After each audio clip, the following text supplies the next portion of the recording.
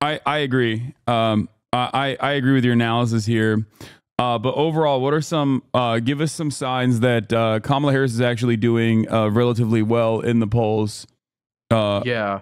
That or the performance has been good so far, because on the vibes based front, I do look at like some of the motion from the Trump campaign, Yeah.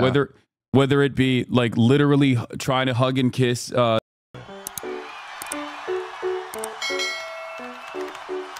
Ettingermentum, everybody. He's going to give us some updates on poll watch. He's doing poll watch with us for now. We were watching Sam Cedar eviscerate Tim Pool, walking him through the steps.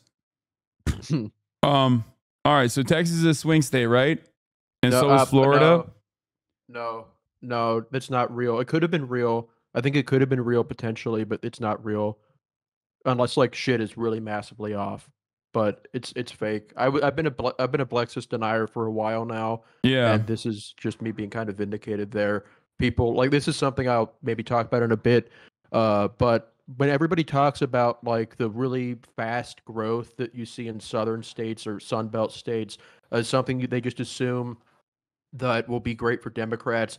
They miss how a lot of that growth is in Chud counties, and it's just resulting in the Chuds getting higher, like vote margins, even if vote like raw margins, even if their net like wins in those counties like decrease.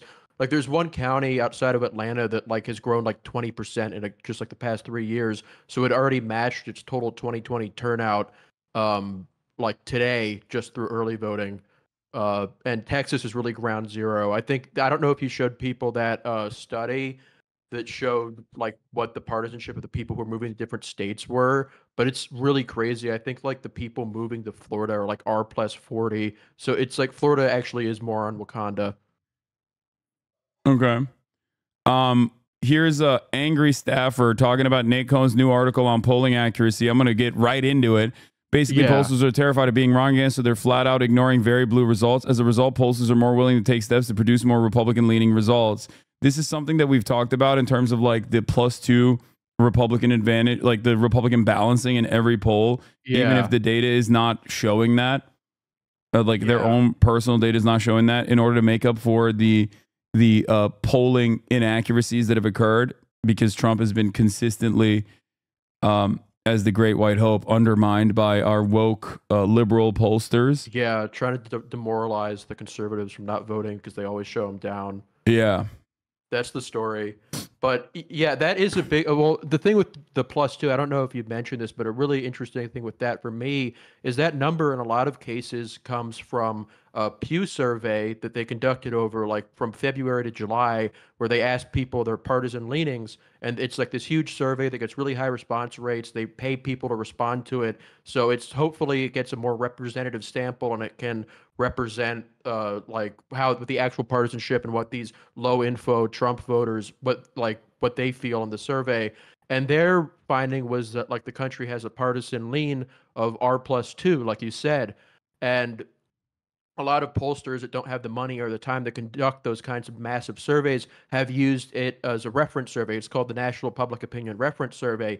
The problem with that survey, it's not like necessarily badly conducted. Pew does a good job usually, but it was conducted while Biden was a Democratic nominee the entire time. So you could very well see this like metric that like a lot of big pollsters are using could be reflecting a political reality that does not exist in the current state of events with Kamala the nominee. What do you think about the argument that I presented that there is no shy Republican voter any longer in the way that there were in 2016, whereas there are definitely shy Kamala voters, I think, for a multitude of different reasons, including, but not limited to, possible political violence coming their way if they were to openly demonstrate support for Kamala Harris, given how confident Republicans have become in terms of like dishing out violence. Or even just straight up being embarrassed to be in the tank for Kamala Harris, in a similar vein to like being in the tank for Joe Biden, despite like the inevitability that they would have gone and voted for Joe Biden. They did not openly defend Joe Biden. This is vibes-based analysis in general, but I feel like at this stage, given the way the polls are looking, given the... Well, Sorry. At the very least, yeah, no, it's fine. At the very least, there is the idea of there being having been a silent Republican vote that might not have ever been real. If you look back at what Republican pollsters were saying for like a very long period of time, they had always been accusing pollsters of not like contacting the silent Republicans, or that there was something of a shy Tory effect happening in the U.S. That has like always been the bag of right-wing pollsters. They were saying that back in 2012, and Trump being underestimated in the polls was like the big moment. They're like, oh, see, you guys didn't reach out to real America. And all the liberals being very self-flagellating, just like took that, oh my God, we're so elitist and stupid. We didn't do that. We're awful. We need to change everything. But there's not much evidence that that's really like that. There, it might be the case that they can't reach out to certain kinds of really like low info, just disillusioned anti-establishment Trump supporters. But the idea that that Trump supporters are just not saying who they want to vote for because of social stigma. There's not like really evidence of that. There wasn't even like in 2016, we have like the reason why the polls were off because pollsters didn't wait by education. In 2020, a probable reason why they were off then is because the liberals who were staying inside were answering polls at really, really high rates, like higher than usual, and it like gave them incorrect sample sizes. So the like neither of those things had anything to do with Trump supporters just being embarrassed of who they vote for. And I think like the idea that that's the case, I honestly comes from like conservatives who like the really elite conservatives live in very blue areas where they're personally embarrassed to admit that they support Trump, and they're transposing that onto the rest of the conservatives who live in areas that are very, very supportive of their beliefs and don't necessarily need to be quiet. And like even the Daily Wire was headed out of LA for like several years. Like these guys have a perspective that is a lot more coastal and elitist than they like to believe. I agree. I agree with your analysis here. But overall, what are some give us some signs that Kamala Harris is actually doing relatively well in the polls? Yeah.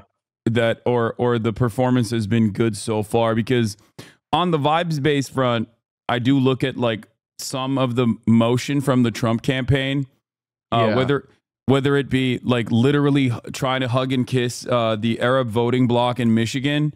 I don't think you do that if you're already confident about like the way that you've presented how you're going to win every state.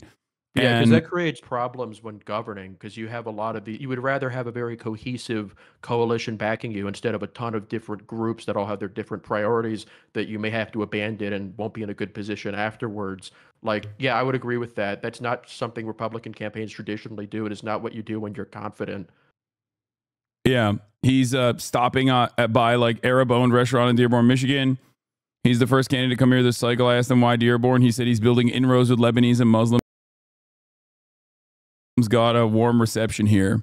And yeah, I mean I think that the Democratic Party has basically carved out the Arab and Lebanese and Muslim vote in every state, but especially so in Michigan, as they've activated Richie Torres, AIPAC's biggest attack dog, to go and give assurances to the Jewish voters in Michigan that they hate Arabs. Don't worry. There's not even a huge Jewish population in Michigan. There's a larger, like if you really want to like go that far, you would like probably go to like Georgia, where they're like, or Pennsylvania.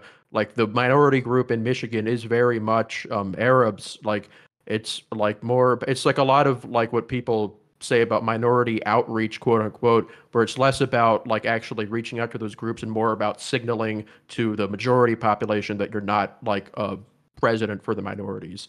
Yeah, I think it's very interesting, like with Bill Clinton as well. But Bill Clinton in North Carolina was also already like a weird person to deploy there.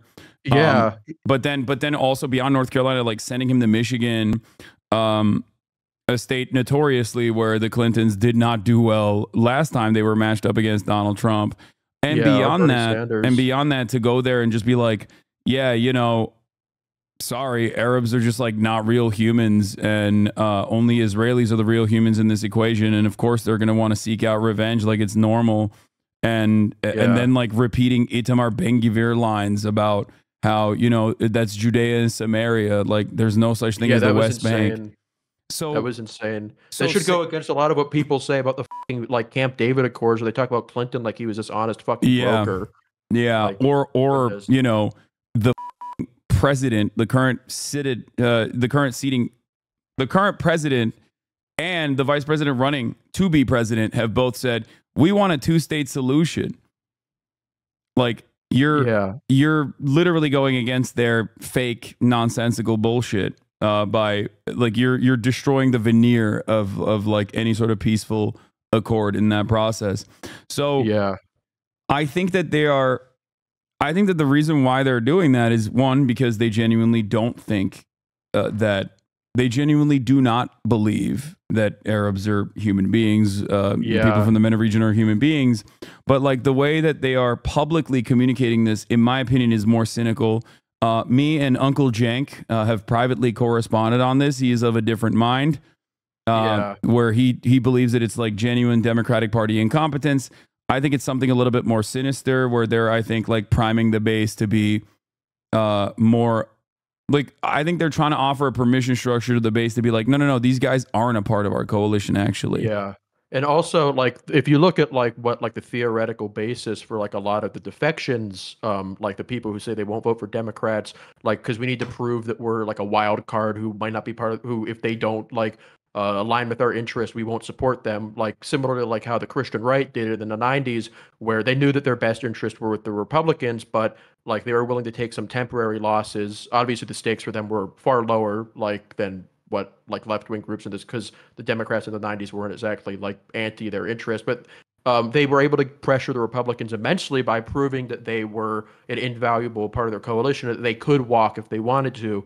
James Dobson, one of like the really huge Christian right, like bigwigs at the time, like left the Republican Party outright in 1996, and that terrified the Republican Party, and it created this kind of like the basic kind of back and forth with interest groups like the religious right or with like pro-Palestinian groups, where you kind of have to show like that you're not bluffing when you say you're gonna like defect. Like unions do that sometimes. It's like a basic thing. And what the Democrats are trying to do on their end is they may be trying to specifically win states like Michigan or Georgia, which has a large Muslim population, and Gwinnett County, or like Wisconsin, which also has like a large like even like they have a large Bosnian Muslim community in Milwaukee, I believe. They're trying to prove to these people who are trying to exert pressure on them that we can win with our new coalition of Liz Cheney, like anti-Trump Republicans, that you aren't needed to get victory, and that we can do whatever policies we want, and you can't pressure us. Because now they might be feeling a degree of heat from the idea that like, oh, we won Michigan by a close margin, and there are this many like Democratic voters in Dearborn, and if they can win Michigan without getting large, like losing those cities, losing those demographics, they like will feel like they have all the cards. It's a policy play, not an electoral one. They want to really like relieve themselves of even the perceived pressure that could be on them in the case that they have to rely on these groups. Yeah. I think that is one aspect of this for sure.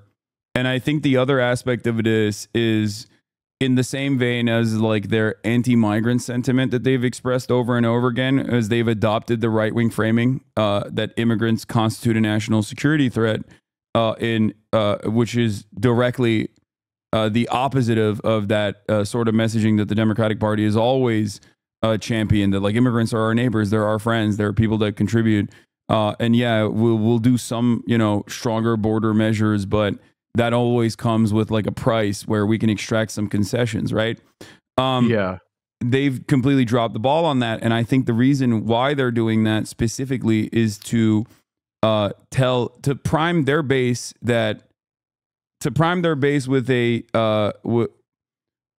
to basically decouple Gaza or present Gaza and like American foreign policy or our allegiances to Israel as like only a Muslim thing. I think that's one other aspect of this, to be like, only Muslims care about this. You don't care about this. See, like you also understand, like if they killed, if your neighbors executed your family members, like you would also want vengeance too. And I think that's the nefarious aspect of this messaging. I think that it's like very cynical and dare I say even calculated to be like to give white people, not just in the suburbs, but like younger students and black and brown people, the knowledge or the permission to say like, oh yeah, that's just basically like a Muslim thing. And there's a lot more to care about than just this like thing that only Muslims care about, which is not reflective of the poll results in general. And it's no different than going to the Michigan Jewish population and telling them like, don't worry, we hate the Arabs. Like there are plenty of Jews. I mean, you're Jewish, but there are plenty of Jews in Michigan and in Pennsylvania and all around that are dedicated anti-Zionists. And beyond that, Jews who are not anti-Zionists are not voting at the behest of Israel anyway. Like that's not their top priority at all, at least in terms of like all the polls I've seen. It's the 9th priority. Now one might make the argument that it's only the 9th priority in the top 10 priorities because both parties are uniparty in their support for Israel, but it would at least reflect higher in the polling results despite the uniparty attitude if this was something that they cared about the most when they are when Jewish voters as a voting bloc are going out to vote and voting by margins like 70% plus towards the Democratic Party. Yeah, I think this is also part of their larger like kind of scheme, like the larger project that they're undertaking, where a lot of Bidenomics, like even the left wing like aspects of it, the spending, the CHIPS Act, the all of these things, it's always couched in the language of national security, like fighting against China, fighting against Russia, like it's making America the predominant hegemon in the world. And it's like it's interesting. Like the thing that people have kind of noticed is that the idea of just creating a stronger or fairer economy, these basic liberal justifications for social programs that are supposed to justify themselves, that doesn't really exist. The international conflict, the great power conflict, is at the core of what their project is. And they kind of need, if this is going to sustain itself, they need the only people who care about the negative impacts of war to be specific groups that can be targeted and aren't huge and can be managed. It can't be like a larger like society defining larger electoral issue like the Vietnam War was. It needs to just be the case that only Ukrainians care about Ukraine, which they like have kind of adopted when they made fun of Trump for being pro-Russia, saying, "Oh, there's so many Ukrainian and Polish voters in Ukraine," but not in Ukraine, in Pennsylvania. It's the idea that these conflicts can be managed with only very minimal political backlash. It's not really something that's even true, but it's more something they kind of want to manifest for themselves for these overseas commitments to sustain themselves. Yeah. But going back to it, you have a Truth World poll in front of me right now from YouGov. Yeah. Pennsylvania showing +3 for Kamala Harris. Trump at 46. Wisconsin showing +4 for Kamala Harris.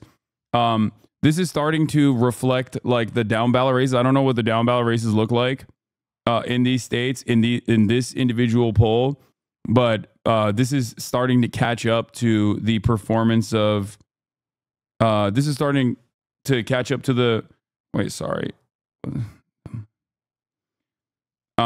This is starting to catch up to the performance of the state races that are happening in the down ballot races as well, with the exception of Nevada, I guess, and Arizona. And North Carolina with the governor's race. And, but that's special. Like, governor's races are different. Not only because like the guy is a person who is openly stated his desires to be a black Adolf Hitler or whatever, but also because like I think gubernatorial races are oftentimes like more personal, and you know that's why you have the blue state, red governor, red state, blue governor dynamic anyway. Gubernatorial races. Yeah. So this is a really encouraging set of polls. Not only does it show Kamala up in the state she needs to get 270, plus Nevada and Arizona tied, but even at Trump's states where he's ahead or within the margin of error, and it fits within like YouGov is one of the pollsters. There are three pollsters really that I have an eye out on. Two of them because of their history, and one of them YouGov because they've done something interesting that I mentioned in the article about why the polls could be underestimating Democrats. Um, Marist and New York Times were two pollsters in 2022, which was a year when a lot of pollsters at the very end of the race herded and went hard to the uh, right in like Pennsylvania, Arizona, Georgia. All of those races at the end either showed Republican leads or very like basically tied races. New York Times and Marist both put out a set of Senate surveys um, that showed Democrats leading by about the margins that they won by. So that gives us some trust that they're not only good pollsters, but they are willing to publish results that like aren't based on what they think will be best and are just based on what they see. Marist last night came out with a set of Rust Belt polls that all showed Kamala Harris up after a lot of less trustworthy pollsters who weren't as good in 2022 had it basically tied or a slight Trump lead. YouGov is another interesting one where they're not as high quality historically, but we do know that they have made changes to account for possibly changing response rates where Republicans may be more likely to respond to polls than Democrats. And that's not something we think that other pollsters, we don't know that other pollsters are doing. If we've heard anything like from that Nate Cohn article, it's that pollsters are doing the exact opposite. And YouGov, interestingly, has been one of Kamala's better pollsters this cycle. So like YouGov, we know is like reacting to the response world, the way that the people are actually responding to pollsters in a more realistic and responsive way. Marist, we know, is very strong. And New York Times, I think they'll have their polls out tomorrow morning, and those could be good for Democrats also. If it's not good for Democrats, that would be good for Trump, I think, obviously. But I think specifically from the New York Times, because the New York Times has gotten things right for Democrats when like the rest of the world said no. So yeah, if New York Times puts out a result that's good for Democrats, we can kind of maybe say that there's a gap between what the other pollsters who we can't trust are saying and what the pollsters who we can trust are saying. So, like, it's not as extreme as it was 2 years ago, but it will be pretty noticeable depending on what the New York Times says tomorrow. So, have you been looking at early voting data? Is that something that you care about, or do you think it's just like junk science in general? It's you have to be very careful about it. I think if I haven't like I've tried to track it in Georgia, which is a state that I know pretty well. Um, uh, Georgia has had like very high early voting rates, and what we've seen there is like both sides have something to be happy about there. The Atlanta area counties that Democrats really need have both have all turned out at a rate higher than the rest of the state. There have been some northern counties, like in Georgia, who are very Republican that have also had very high turnout rates. I don't think that like it really says anything definitive for either side. It'll probably just come out down to persuasion, but that's worth noting by itself because like that means that it doesn't lean one way or the other. The Nevada stuff is something that I think that's one of the places where you can make some conclusions. And from what I've seen, this year is like unusually strong for Republicans. A lot of that is due to a lot of left-leaning voters registering as independents, kind of like you said, as a possible like silent Kamala voter effect, where younger Democrats aren't as happy with the party or proud of it as like right-leaning younger people. And it's become very difficult to tell what goes on in Nevada because of how many young independents there are who aren't registered as Democrats but could be voting for Democrats. But even if like Nevada is bad for her, we would sort of expect it the end of the world because it could be a sign of what some pollsters have found that the new realignment is that Republicans are doing better among non-whites and Democrats are doing relatively stronger among white voters. So Trump maybe having a small win in Nevada would be maybe a good sign for him in Arizona, but largely like having a lot of gains with Hispanics doesn't mean all that much in the grand scheme of things in the Electoral College. Most Hispanics live in states like California or Texas or Florida that aren't competitive. So him making gains with those voters won't really impact much outside of those two states. The one exception to this is Pennsylvania, but the Hispanic vote there is largely Puerto Rican, which could be a uniquely difficult demographic for him as a result of a late breaking news story that I think everybody has heard of here. Yeah, one of the greatest comedians of all time in the Yeah, tank. Secret sleeper cell for Kamala Harris, activated by also secret sleeper cell for Kamala Harris, Joe Rogan. We're talking, of yeah, course, about Tony Hinchcliffe's Trash Island comments. yeah. They're Um, gonna kill Tony in real life if that ends up happening. yeah. So I mean, the only counter to that I would present to you is basically this. I'm gonna do a screen Yes, sharing here. this is the greatest song of all time. Yeah. You have no answer for this. Liberals have no No, answer for this. this made Florida a red state single-handedly. Yeah. I'm just saying, like, the Democratic Party has no answer for this. All they have is like lib shit where they bring like a bunch of Mhm. Broadway musical stars to get together and be like, you should vote. Voting is good. Like, Yeah, this this is, made Florida single-handedly into more on Wakanda. It was yeah, one of the most powerful videos in history. it's fantastic. It's fantastic. It is like liberals say Tim Kaine in the membrane. Republicans say, I will vote for Donald Trump. And, you know, Mhm. this is the reason why there's like a 20-point swing in young Hispanic men, I think, to the Republican Party and nothing else. Did you see that poll that came out like 2 hours Yeah, ago the among Florida Puerto one. Ricans? Yeah, the Puerto Yeah. Ricans one. The Puerto Ricans one is really funny. It's like 85% Kamala Harris, 8% Donald Trump. That's so real. That happened. I live there. Yeah, I She's don't. gonna. It's like gonna be her. She's gonna get 90% of the vote among Puerto Ricans. Yeah, I don't. I don't know if that's. I don't know if No, that's it's going to real. happen, but It yeah, happened. it is. I, It I is. was there. It is pretty funny. Harris Yeah. 85%. UCF poll of Puerto Rican voters from Florida. Harris 85%. Trump 8%. It's obviously ridiculous and it's not real, but No, it this is this real. puts into context like the Rick Scott statements about how much he hates Tony Hinchcliffe and how much he loves Puerto Ricans. It's so cool. Rick Scott learned Spanish to appeal to these people. He has Yeah, put in so much fucking work. It could all be destroyed by like Joe Rogan's like 12th like favorite Austin area comic just being a complete fucking moron on the national stage. But this is real. I don't care if it's 150 people who were surveyed. It's real. It happened. I was there. yeah. You were one of the 150 surveyed. I like that Yeah. they just asked people on the street. Like Yeah. they just went to a store. It's like the Fox News barbershop Yeah. Fox News barbershop focus groups where everyone suspiciously is incredibly pro Trump at the Yeah. one barbershop that they went to. Yeah. Anyway, yeah, you were there. You were polled. You're one of the 8% Yeah. saying, "No, I'm staying true to Donald Trump.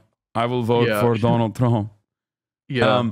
So you're saying that that the method of like taking away right wing former Republican voters who are just like grossed out by Donald Trump, a successful method for Joe Biden is also going to be successful for Kamala Harris, and that she is not going to hemorrhage enough of the base in the urban districts to you know, she's going to make up for that in areas I that it mean, matters. it's possible. That's kind of what a lot of them did in 2022. It's what happened in 2020 to a smaller degree. There was poor turnout in like places like Philadelphia and small rightward swings in inner city Atlanta compared to past elections, and Democrats won through historic margins off of the suburbs. That's a coalition that I think the people at the top of the party would very much like to see cemented. It's a winning coalition in a lot of these states, especially when they are given an assist by uh, like the right being insane. But that doesn't mean that I think it was the ideal strategy. I think the best way to say that they effective if like they do win off of this and they get the slight wins in the Great Lakes states, and they maybe like pick up North Carolina or Georgia off of the suburbs there, like, and they like end up winning the election, it'll be effectively executing a bad long-term strategy, because the lack of the kind of hyper reactiveness and the lack of any kind of forceful effort to push their own ideas is just not something that works well in the long term. And if you want any proof of that, you can see like how the right has changed the politics of immigration. If they did what the Democrats are doing now, like 10 years ago, they would have been completely capitulating. That was back when there was a consensus around immigration reform and like giving amnesty. That would have they would have never done what they did over the past 8 years, where they moved all of the politics of this to the right and got basically everything that they wanted. It's not as immediately successful as just kind of trying to play catch up to every focus group says. But if you have the right kind of position, or if you even have a wrong position, just pushing your argument in a way that looks trustworthy can both work immediately and like work a lot better for you long term. Like Democrats did that with healthcare under Obama. They like took some major political hits for it, but they ended up redefining what the consensus is. Even now, Republicans won't like say that they even want to repeal Obamacare. Like, or when Mike Johnson accidentally lets it slip that he wants to repeal Obamacare, Donald Trump, who ran on repealing Obamacare in 2016, has to be like, I've never done that. I've never wanted to repeal Obamacare. I love Obamacare. That's crazy. Yeah. It's like part of it is just or the CHIPS Act, which apparently Mike Johnson also spoke out of turn on that as well at a campaign stop in Syracuse to boost Representative Brandon Williams. Speaker Mike Johnson says he would consider repeal of the CHIPS and Science Act, which will deliver billions to Micron to make semiconductors in clay. So just even stuff like that was like previously like seen as a bit out there. It's now the consensus because Democrats aren't capitulating on every single thing. Like, I mean, you could say with the economy, where they, I would say, even in some cases, foolishly tried to press an advantage on it for a year with Bidenomics. They've ended up really cutting down the Republican advantage on that. Trump's lead on the economy is barely, like, it's only a point or two. It used to be very, very high. I think I think the reason for that is different, though. I think the reason for that is because of Trump more so than like the opportunity economy messaging that we've heard from Kamala Harris. I think that the real reason for that is because he's so hyper focused on immigration, and that much is like demonstrated by the fact, he thinks that that's like his answer to everything. And even his own, like, obviously his own staffers are telling him, like, talk about the economy, you fucking idiot. And he then will go up. He'll then go up on stage and his only answer is tariffs, which I think the Harris campaign effectively communicated as a broad sales tax, which is smart. Yeah, I like that. I think that I saw polling that said that was like the most effective message that they could have. And I think it's breaking through a little bit because people just assume Trump, oh, he's the economy guy, knows what he's doing. But when his one idea is fucking talking about William McKinley, it like really kind of dampens that a little bit. It'd be better if he just shut up about it. Yeah, there's a bunch of other factors like the economy seemingly improving over the course of the past couple of months, but also I think more importantly is Trump's hyper focus away from the economy and constantly talking about abortion. Like we saw this, I mean not abortion, sorry, constantly talking about immigration, which we saw in the debate. Like he literally that was a massive flub for him, and he hasn't learned the lessons from that and keeps doing that over and over again. And I think that's the reason why Kamala Harris is like caught up, not because of her good messaging, but because of Trump's bad messaging on that front. It's still like any messaging at all is better than what they're doing in immigration. Ideally, I think they would have pushed really hard on economics from the beginning, and specifically healthcare. Like I think the big missed opportunity for Kamala, like at the beginning of their campaign, she should have stuck with being pro Medicare for all. I think that could have like made a huge difference. Yeah. Oh my God, that would be. Well, because it's popular, it would have raised the salience of a really important thing where Democrats have an advantage. It would have made her look consistent and different from Biden. It would have been like solved a ton of problems just at once. Yeah, that's well, she packaged that. She did the lightest version of that. She didn't even do the Sherrod Brown method of being like, we're gonna lower the age of Medicare to 55, and instead went with the we're gonna increase Medicare for at-home care. Like it was the most like focus tested, most like hyper specific way that she could do that. And even then, it's like a successful communication strategy according to Blueprint. Here's the perception of tariffs when it comes to tariffs, meaning tax on goods imported into America, which comes closer to your view. For swing state voters and all swing state swing voters and swing state all voters, the U.S. should not impose tariffs on all goods. Tariffs are just another word for a national sales tax. That's plus 39. Yeah. The U.S. should impose automatic tariffs of 10% to 20% on every U.S. trading partner, 60% on goods from China, and rates as high as 100%, 200%. This would punish companies for shipping jobs overseas and create more jobs in the U.S. 41% for all swing state voters, minus 41%. Yeah, they should have probably pressed like why that would be insane like earlier on. But this does reflect something that I have heard people say, which is that the makeup of the undecided voters are a lot more favorable to Democrats than Republicans, which could be like kind of a like supposedly that's the one thing the Kamala campaign is bragging about now, where they're like saying, "Oh, we have the last people are breaking our way because of the Puerto Rico stuff." I think that could be real. And yeah, this guy runs Blueprint. It is a campaign thing for Democrats. Yeah, it's a campaign thing for Democrats, but like, I mean, they're not so in the tank. I mean, I guess they're in the tank because they don't talk about Gaza, but they're not so in the tank that they don't like,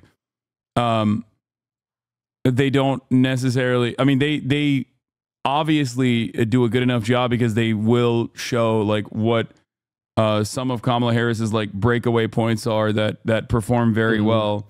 And what Kamala Harris's like most underperforming points are, which is, of course, when she says like she loves small businesses or that she is a small business and that she hasn't done anything different than Joe Biden and she won't.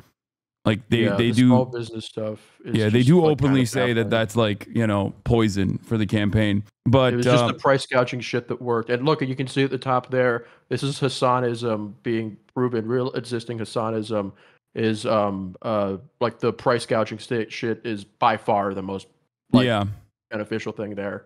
Yeah, and they've you know seemingly moved away from that for some weird reason. There's a lot of issues with the way that they communicate on this campaign, but I still stand on the idea that it is because like Trump is also running an objectively poor campaign and he has a lot less room. Like he has a lot less wiggle room in terms of like doing bad messaging because of the fact that he had already maxed out his name recognition. And I think that there are way smaller groups that he can tap into, like way smaller constituencies that he can build a coalition off of. And one of the most consequential parts of that, of course, and I keep repeating this over and over again, and I wonder if you agree with me or not, but it's the low and mid propensity voters and their likelihood to go out and vote. I think like for men under the age of 35, if you were to just like go around and talk to people in our age group, I think that there is probably more there are more pro-Trump, like overtly pro-Trump people than there are people who are overtly Kamala Harris. And I say this as someone who lives in California in like one of the deepest, bluest fucking areas in West Hollywood, Los Angeles. And even then, there are a shit ton of people who are very openly pro-Trump. The problem is most of those podcast guys, they're not voting. They don't know how to vote. They don't care to vote.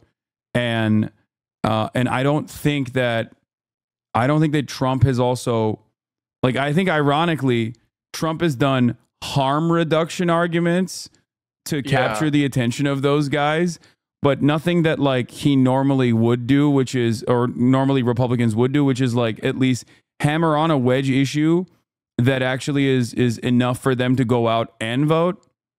Like he hasn't offered them anything. He just talks about how shitty Kamala is. And he thinks that like being the macho guy to Kamala Harris being like a dumb broad is going to be enough for a lot of these guys to, you know, not smoke weed that morning while they're listening to their fucking favorite podcast and go out and vote.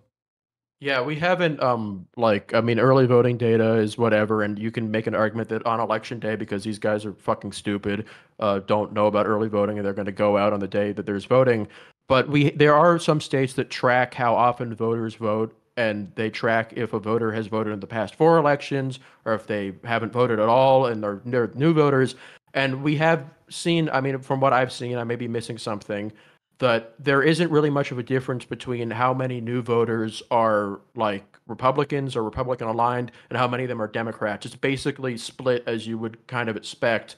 I think in Georgia, which is one state where they have made a big deal of trying to get like these low propensity voters out, of the voters who haven't voted in past elections and are voting now, most of them are like they're more non-white than the state at large, which is how it usually is. We're not really seeing any difference in trends, and at least so far, there isn't really any proof of a low propensity like bro surge for Trump. Yeah.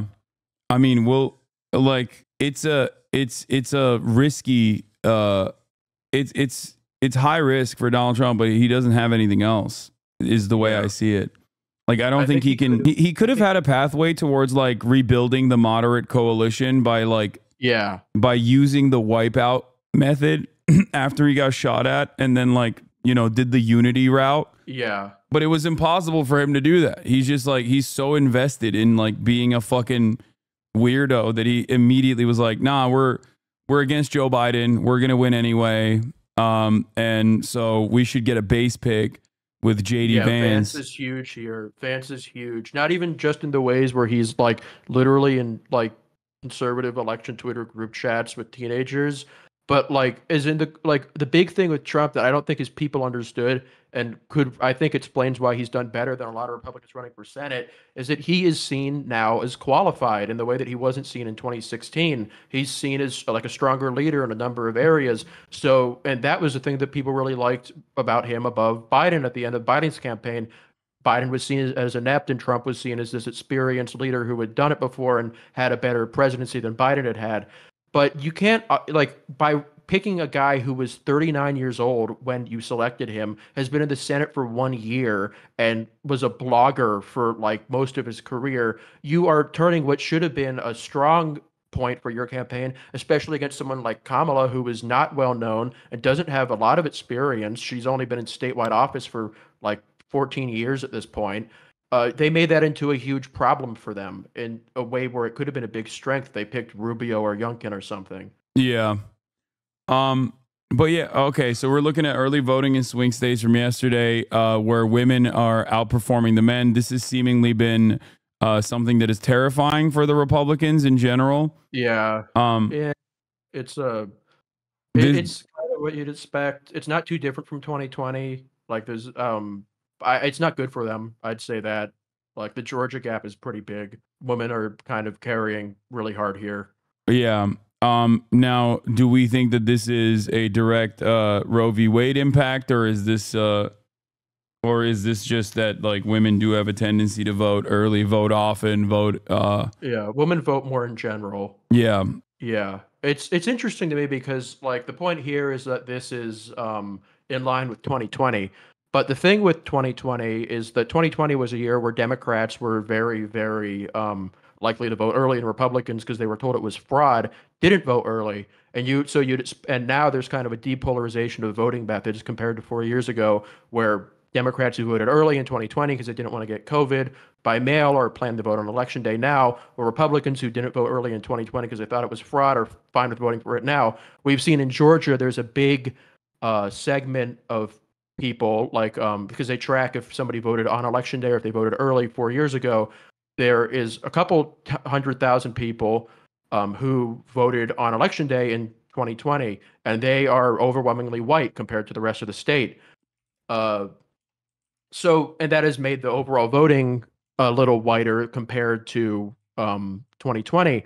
So you would expect with a more Republican early voting group compared to 2020, and like a lot of voters who were Republicans who are voting early now who didn't vote early 4 years ago, you would expect there to be more men voting. But even among these groups, even among these groups that like this pool of voters that you would think would lead to more men voting, the splits are roughly the same.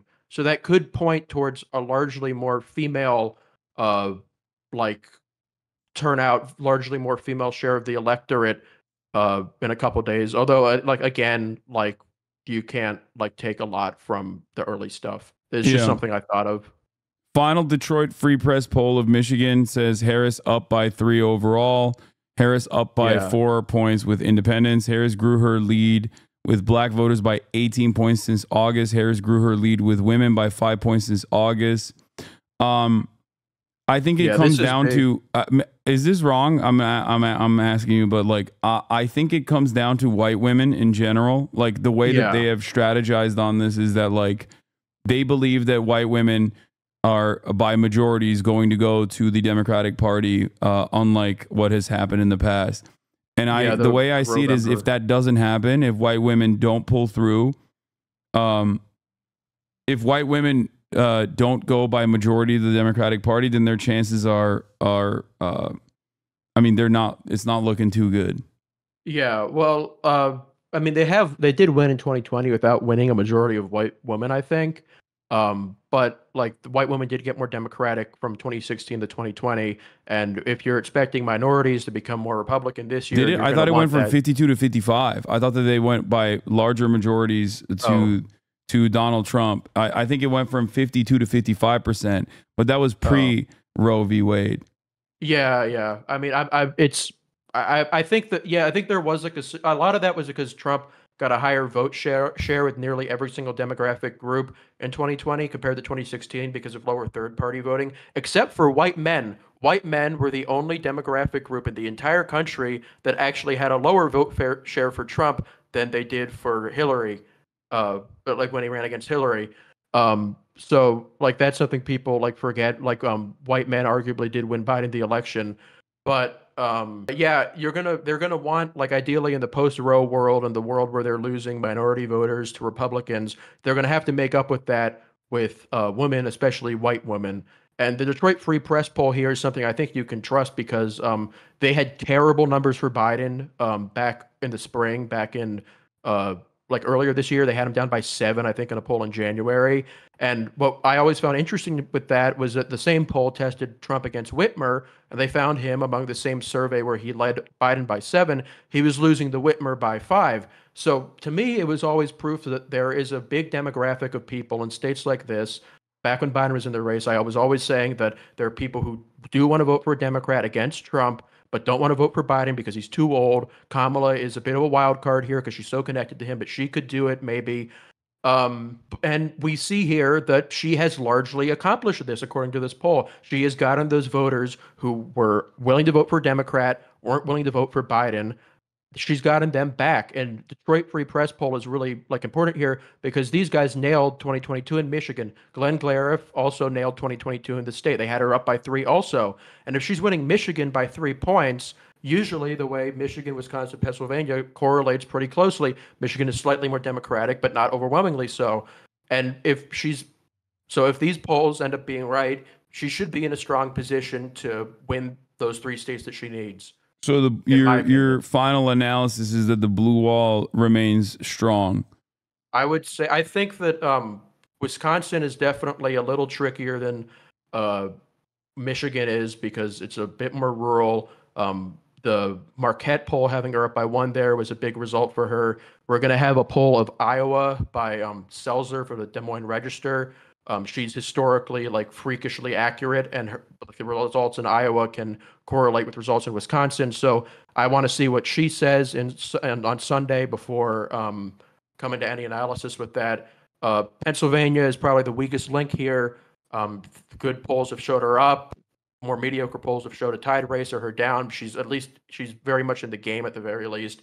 And what I think really puts her in a better position than Trump is that Trump's position, according to high quality polling in Georgia and North Carolina, is not as strong as I think a lot of forecast models are saying.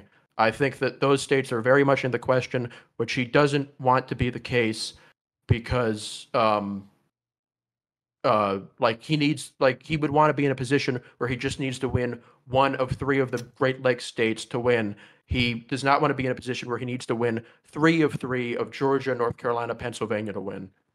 Trump plus 68, Dawson County, Georgia early voting turnout officially surpasses the 2020 turnout.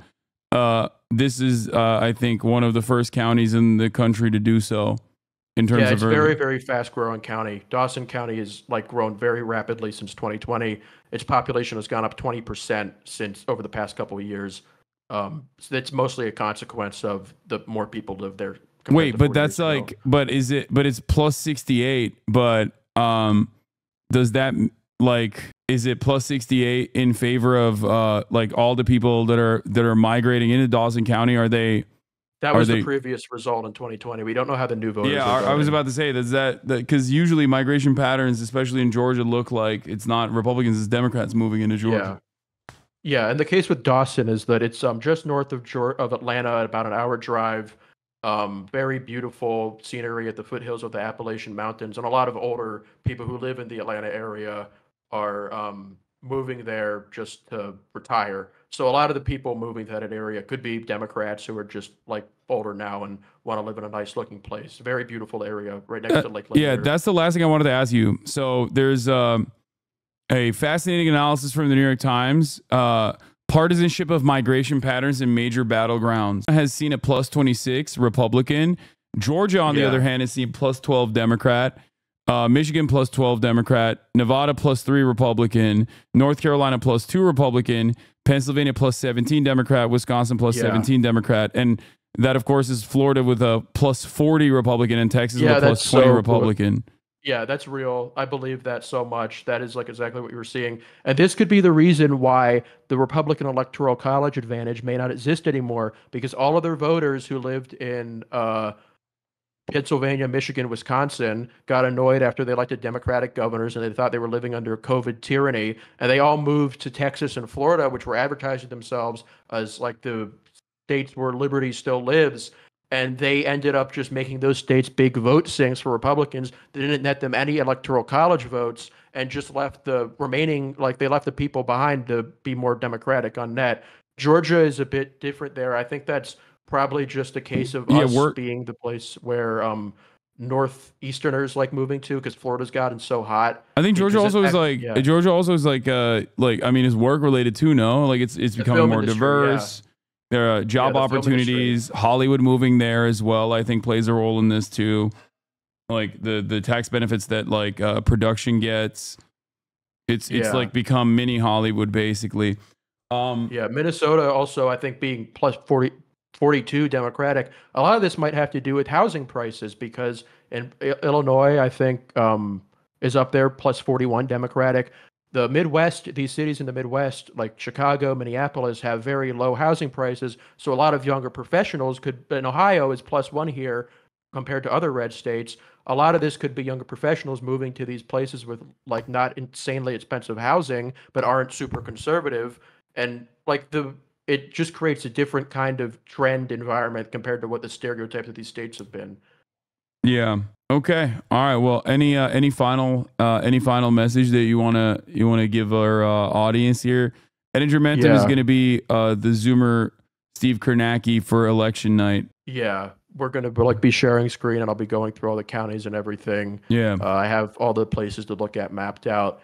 But I have an article that I published about, like I have an article that I published last week that goes through like a model that my friend has made that incorporates like something that no other forecaster. I'm going to have a map on Monday. I'm going to publish it the day before the election. I'm currently working on 2 Art of Losing pieces, both for Trump and Kamala. So when I say shit after the election, people won't say I'm just saying it for convenience. I'm going to have those are going to be coming out this weekend, or maybe the Trump one could be tonight. And I'll have my final map on Monday. I want to get the final New York Times polls and the Seltzer poll out before I put out my final opinions.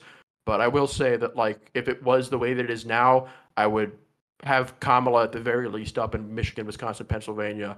We'll see what the New York Times poll says. What the Marist one did increase my confidence. But you guys will see how much confidence I have in each state on Monday. And you can see my analysis of why polling may not be correct, and what you can learn from the special election indicators and primary indicators on my site, Ettingermentum.news, on Substack, and on my Twitter.